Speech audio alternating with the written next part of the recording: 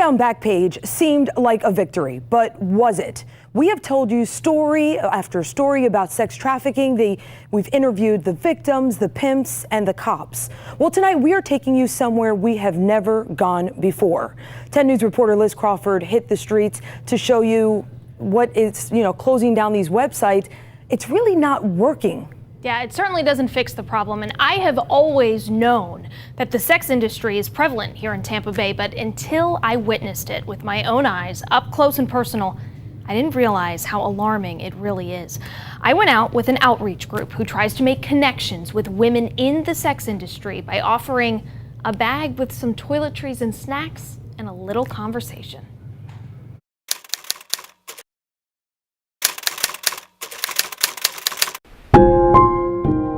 Women on the street may not always have access to hygienic supplies.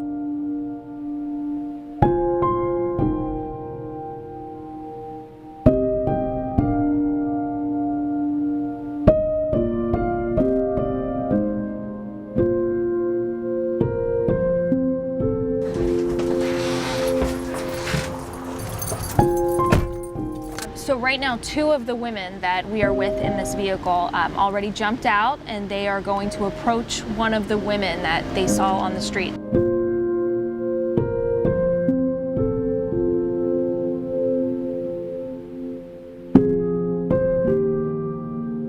The scary thing was that he was charming. That makes me think that he was a John. You know what I mean? Because he was very articulate. She's very out of it. I mean, I don't even think she's gonna remember that conversation.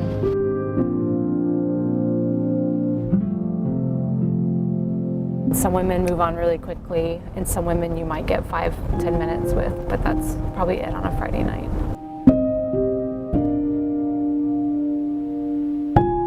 So we're stopping now because the ladies just spotted a woman on the street.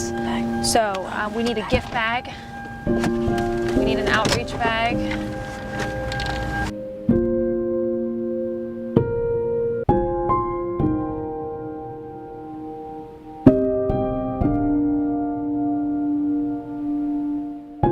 I just really wish that guy didn't walk up, because maybe there was something she wanted to say.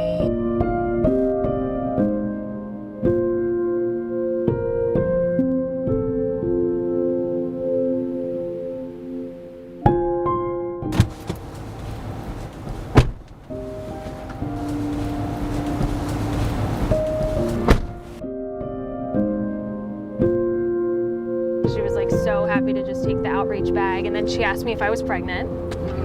So that was a little bit of a talking point. When we walked up to her, she was kind of waving down a car and just trying to, I can only assume, sell herself.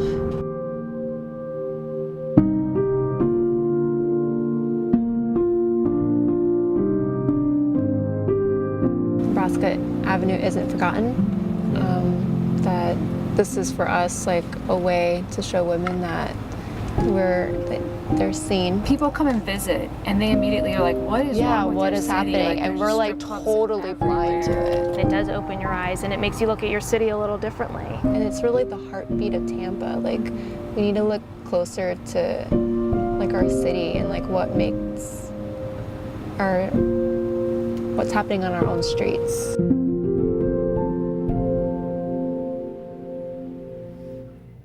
Yeah, so I'll be honest, it was a pretty intense night. I mean, for me and my photographer, we both kind of felt like we got this really unique look at our city. So, I mean, the adrenaline was going. Of course, approaching these women and then the men who are approaching them, obviously intense. So Liz, you talked to law enforcement about the current state of sex trafficking. What did they tell you? So, you mentioned it earlier. You can shut down those websites like Backpage, you can shut down the brothels, you can arrest people. But the truth is that the sex industry isn't going anywhere because the demand is so high. I mean, sky high. So that's street track, which is the women out on the streets. That's a constant. That's always going to be there. We kind of witnessed that firsthand.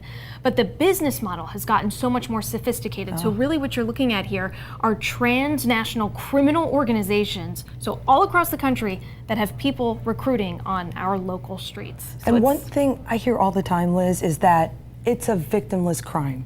That prostitution is a victimless crime. I What's know. the reality? I know, it hurts to hear that. A lot of people think, well, they know what they're getting into, but it really is a huge misconception. These women might be adults now, but most of them started out as young girls. They were victimized as young children. A corporal actually with the Pasco County Sheriff's Office told me that they don't want to be living in this life. Almost 100% of them feel trapped, they're brainwashed, and so often hooked on drugs because it's just become that kind of lifestyle. So it is heartbreaking and they need a pathway out. All right, thank you, Liz.